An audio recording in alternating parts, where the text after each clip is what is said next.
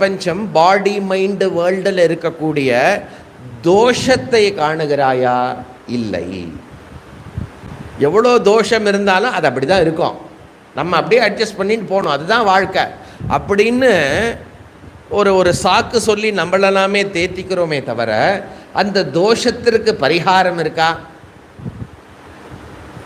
செவ்வாய் தோஷத்துக்கு பரிகாரம் இருக்கோ? ஏதாவது ஒரு பரிகாரம் இருக்கும். எல்லா தோஷத்துக்கும் பரிகாரம் இருக்கும். நம்மளுடைய ஜாதகத்தை கண்டுபிடிச்சி அதில் தோஷத்தை தேடுறோமே, அதில் தீர்த்தோமே. பொதுவாகவே ஒரு தோஷம், ஜாதகம் இருக்கோ இல்லையோ ஒரு தோஷம் இருக்கே, அதை எப்படி நீக்கிறது? இல்லையா? பிரேயஸ்னு ஒரு மகா தோஷம் இருக்கே, அனாத்மா இச்சா ஒரு தோஷம் இருக்கே, அழியக்கூடிய விஷயத்தில், அழிவற்ற நிலையற்ற விஷயத்தில் நிலையுள்ளதாக பர்மனன்சி நித்தியமாக ஒரு விஷயத்தை தேடுவது தோஷமாக இருக்கே.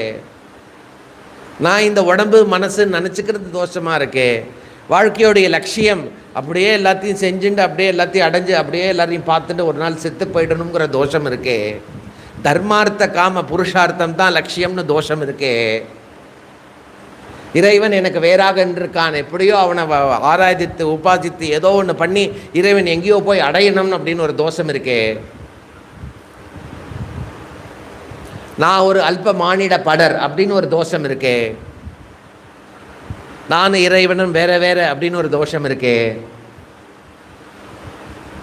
இந்த தோஷத்தெல்லாம் எங்கே நீக்கிறது? ராகுஸ்தலம் போகிறதா, கேதுஸ்தலம் போகிறதா?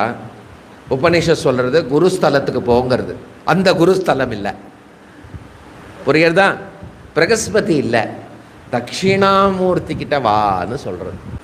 இந்த சூழ்நிலையில் இருக்கக்கூடிய இயல்பாக உடம்பு மனசெல்லாம் வெளிமுகமாக இருக்கிறது, லட்சியம் இல்லை, அங்கே இங்கே போயின்னு இருக்கோம். அதில் சில பேர் கஷ்டித்து, சில பேர் கொஞ்சம் பேர் தீரர்கள். ஏன் இதில் தோஷத்தை கண்டுபிடிச்சு நிர்தோஷம், தோஷத்திலிருந்து விடுபட்ட லட்சியத்தை மேற்கொண்டவர்கள். கரெக்டா? எப்படிப்பட்டது? பிரத்யேகாத்மா ஐக்ஷத்து. அப்படிப்பட்டவர்கள் தான் நிர்தோஷமான என்னுடைய ஸ்வரூபமான பகவத் ஸ்வரூபமான ஈஸ்வர லட்சணமான ஆத்ம சைத்தன்யம் ஆத்மஸ்வரூபத்தை காணுகிறார்.